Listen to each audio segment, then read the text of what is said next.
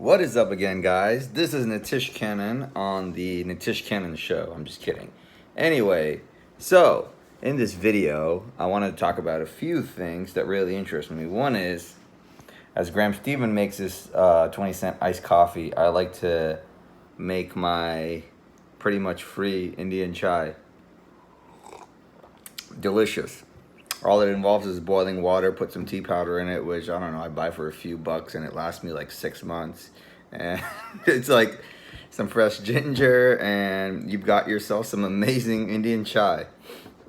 So you got that. And now to the next part of the show. I want to talk about the first most important thing that all of us millennials are being misled on, and that is credit cards. You'll hear people like Mark Cuban and a bunch of other people say that you shouldn't be getting credit cards. Well, I'm here to tell you and disprove those myths, that, credit cards are really important because you can do a lot of amazing stuff when you have credit cards.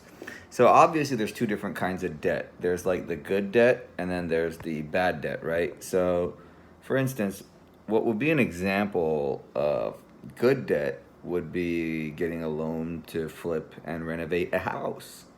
Or if you're going to invest in a stock that you want to hold that pays dividends and you're able to make 30% returns but borrow money at 2%, that would be an example of a good debt. Or if you're buying a house at 2, 3, 4% interest, but you buy a house for 500K and you own it for a few years and now it's worth 700, 800K, well, that was a good debt because you owed a debt, but you made a couple $100,000 of profit.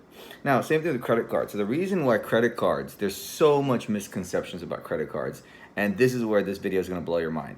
So probably the most useful advice all you millennials had, 18 to 30, 40, 50, whatever, however age you are, check this out. If you get credit cards, right, like the right credit cards, you can basically travel for free, stay in hotels for free, be more productive in business, take your family vacation, and don't have to spend any money on it. So let's say you have a job, you make 20K a year, you make 50K a year, or you make 100K a year.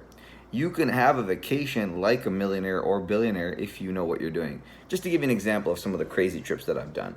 I did a first class flight to Australia, actually in business class to Australia, Sydney, stayed at the Park Hyatt for like a couple nights, completely free, $850 a night room facing the Sydney Opera House and Sydney Harbor.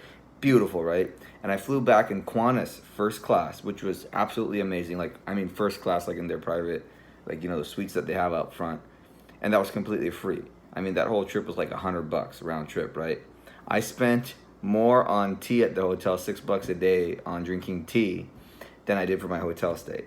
And that's amazing. And that was because I signed up for a credit card at the time. They gave you 2 free nights to sign up for, and I used those 2 free night rooms. And then I signed up to a bunch of credit cards, which have huge sign-up bonuses, and now I'm able to travel for free. So it's very easy if you have decent credit that you can get 500,000 miles a year, maybe 1,000,000 miles a year. Why would you not want to travel for free? So here's what you can do. First thing is you got to get your credit right. Check your credit, make sure it's correct, right? Like make sure you have a good credit score, make sure you don't have any debts or inquiries or collections or any of that stuff. You can go on freeannualcreditreport.com and you can, see if you have any issues with your credit. And then, what else you can do is after that, knowing to sign up for the right credit cards. Chase is very valuable, for instance, right? If you don't want to be blacklisted by Chase, they have a rule called 524, which means you can only sign up for 5 credit cards in 24 months.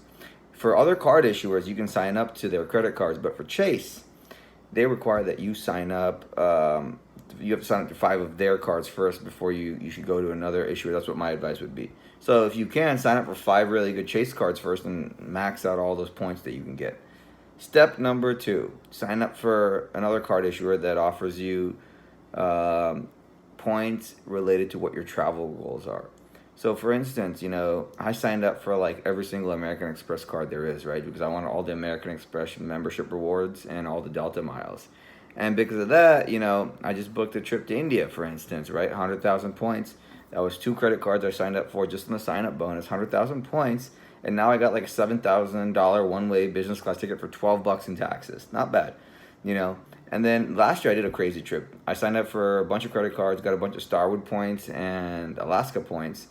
I did Emirates first class from LA to Dubai, stayed for 3 days in Dubai. Then I flew to Singapore for a conference. I actually went to two conferences like last year. I went to a conference in Dubai and then to Singapore, all in first class on Emirates, which is like the one with the showers. I think you've seen some of my other videos with that. And then I flew back. I went to India and then I stayed in India for a little bit and I flew back on Etihad Apartments, which are amazing. Like it was like 115,000 points, and I actually flew back with like Sienna Miller. It was great. Made friends with her. Fun time. So that's what I want to talk about. There's good debt and then there's bad debt, and the type of debt you should be focusing on is the good debt. And the credit cards. There's so many other misconceptions about credit cards. So here's the other thing.